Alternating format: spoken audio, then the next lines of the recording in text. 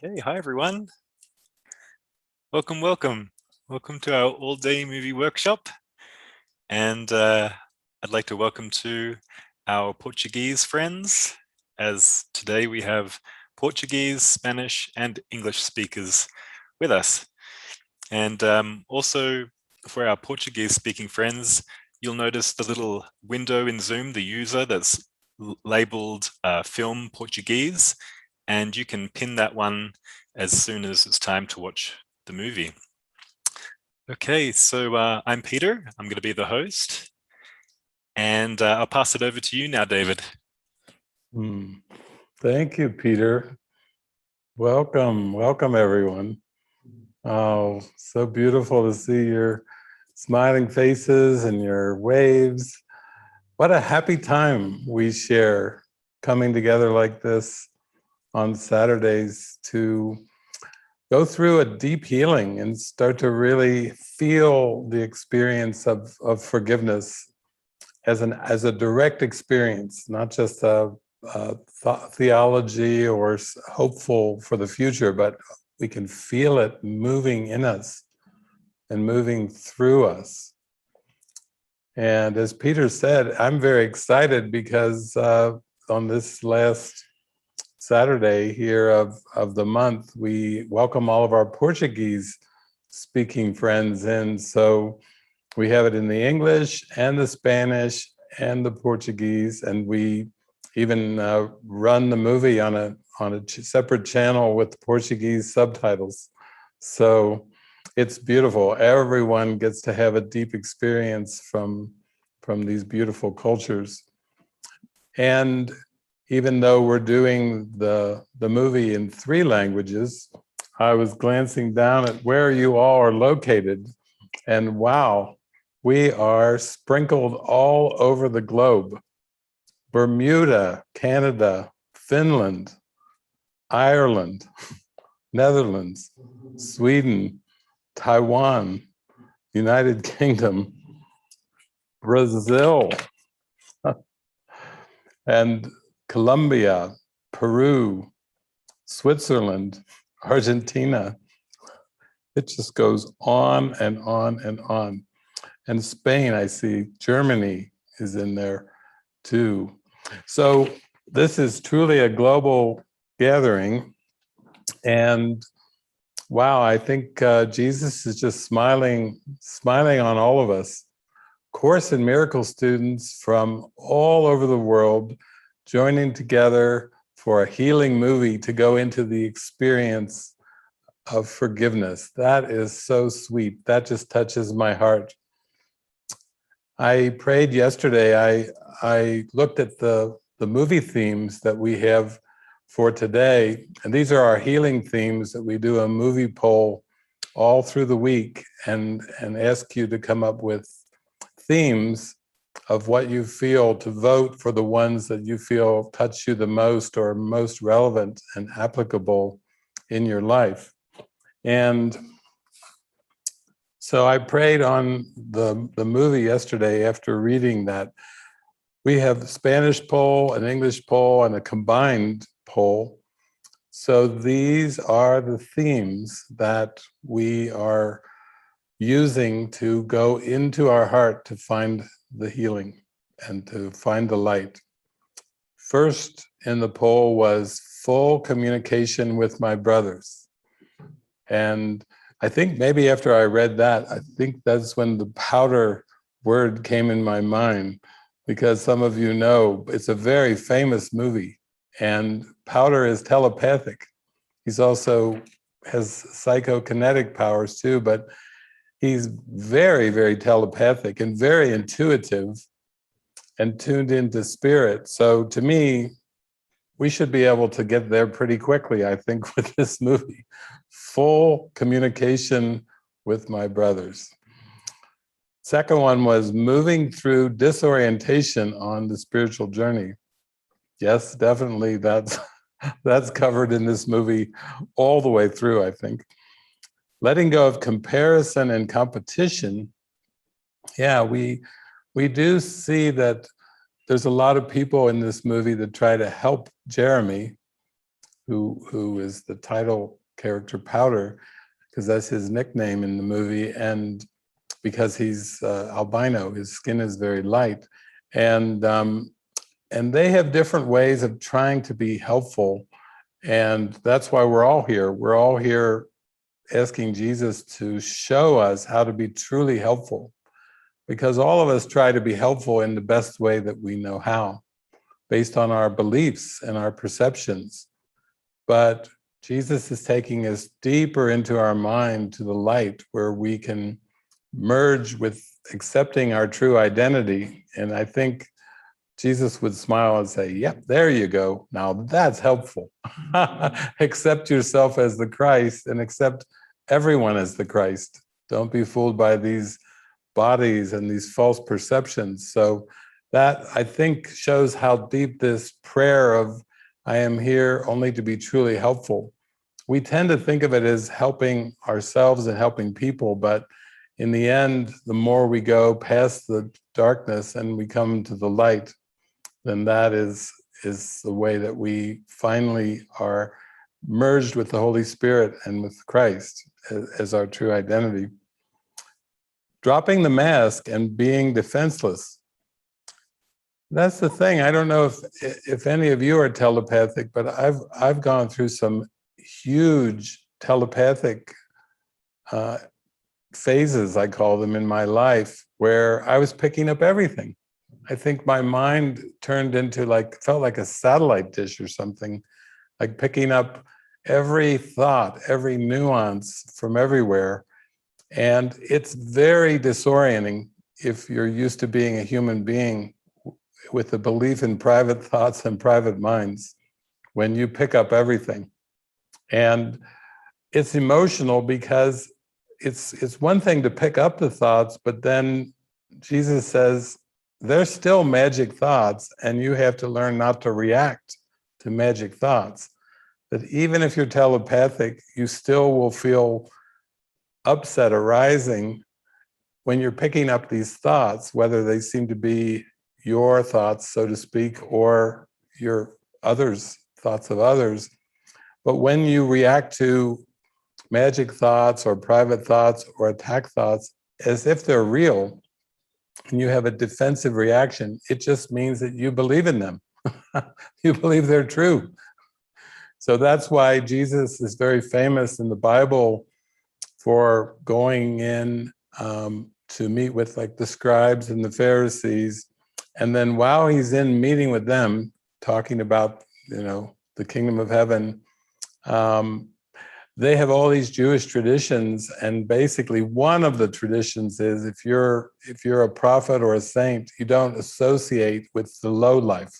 That's kind of a belief. And so in comes a prostitute, and all the scribes and Pharisees, they know her, and they're like, uh-oh, what's this? And then he welcomes her in. She falls down to the floor, and she starts to put oil on his feet.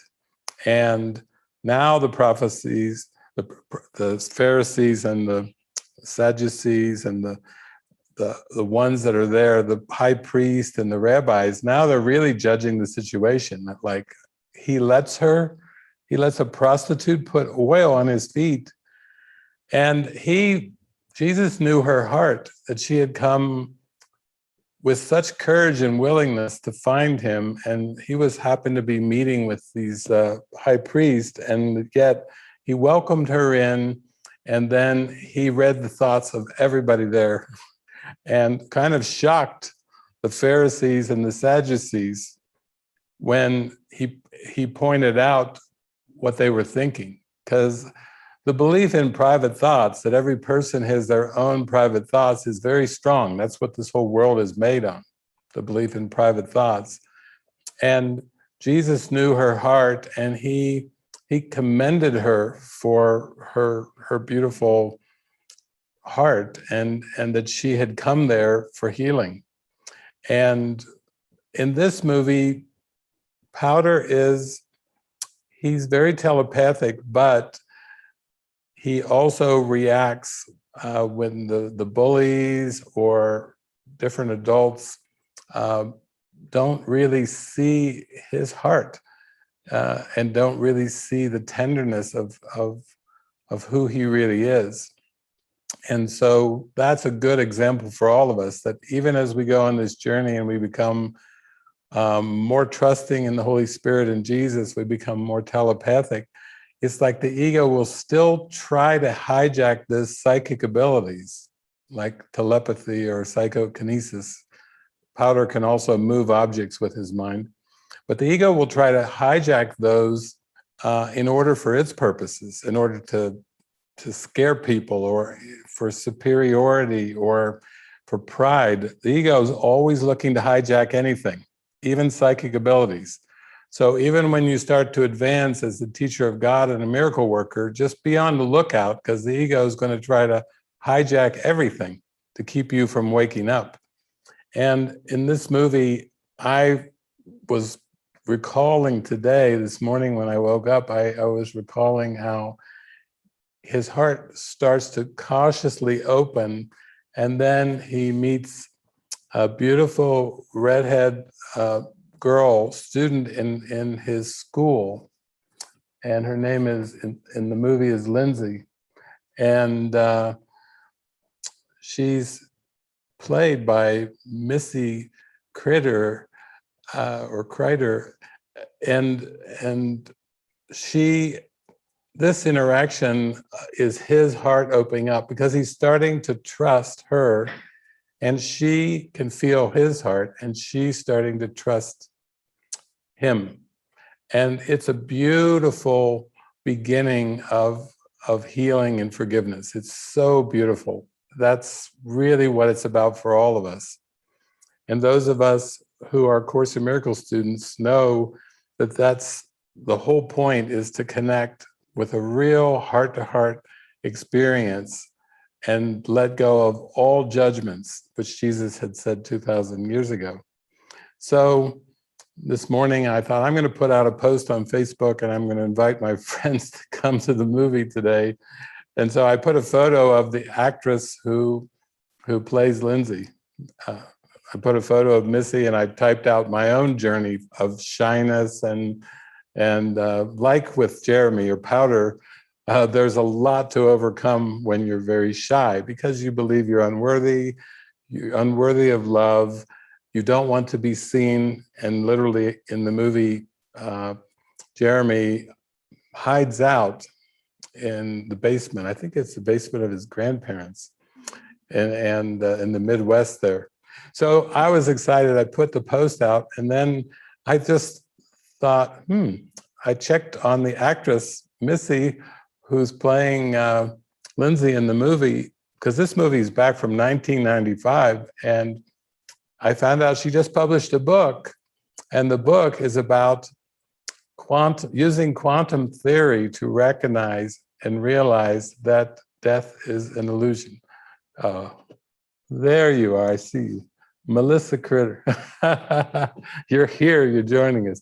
So she happened to just spontaneously answer me back on I think it was on Instagram, and she just happened to be getting ready to go to work today. But I said, oh, we're actually going to have a discussion, a movie workshop today on healing and forgiveness. But that was a nice synchronicity, because she wrote back to me right before we started today that she's been an ACIM student since 2013, and she loves quantum physics and Jesus. And I thought, how sweet and adorable with this big worldwide movie workshop we're doing today.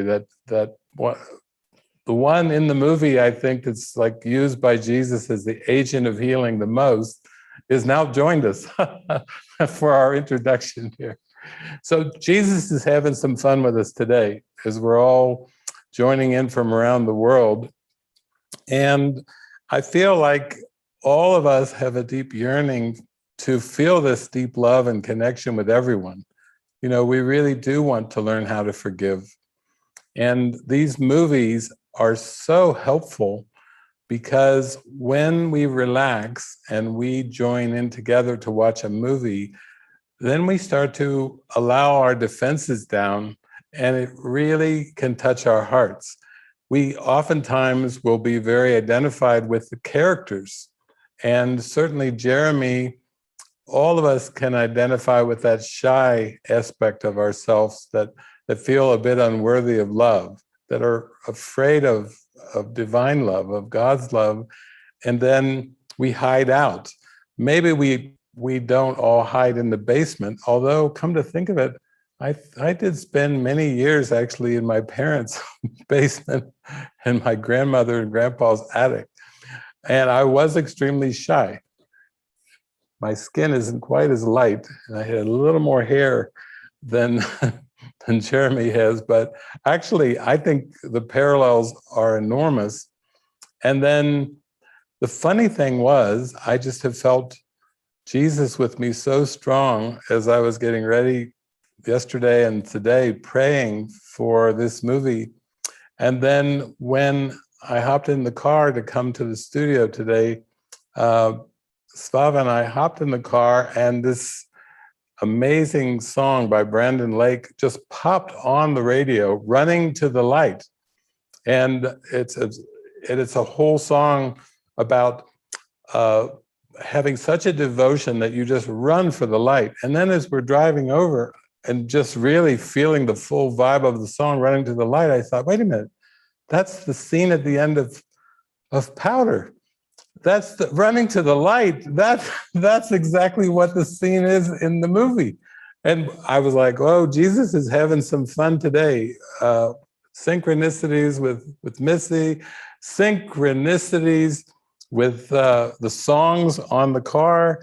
And so I thought, I asked Pete and the tech team here that before we move into the breakout rooms to talk about the healing and all the emotions that came up during the movie, I thought we would just enjoy the music video of that song in concert, live together. And you may be so lifted up after this song that you may go to the breakout room and have nothing to talk about, or just share your miracle. So Jesus is now even giving us music videos before we go into the breakout room, so we can really clear away all of our emotions, all of our belief in mistreatment and abuse, all of our belief that we don't fit in, like Jeremy feels, all of our beliefs, like we feel like we're an alien sometimes, like how did we get onto planet Earth when we feel like we're more than this, like somehow that Earth is not our home, that maybe heaven or nirvana or the quantum field is where we live more so than what we would call Earth, time and space. And so actually that's interesting too, because even the title of Missy's book was like intriguing to me. It was called The Interims, but it was kind of like the spaces between time and space where we really meet.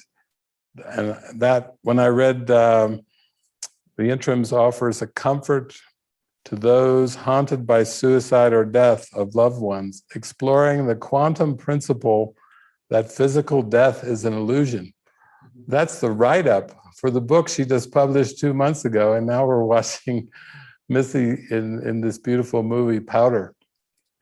So I'm just so grateful that all of you are with me, and we will start the movie, and then as we move into it, I'm just going to let Spirit and Jesus come through with the commentary whenever I feel to pop in, and hopefully that will give us a little more insight on these opportunities that all of us have.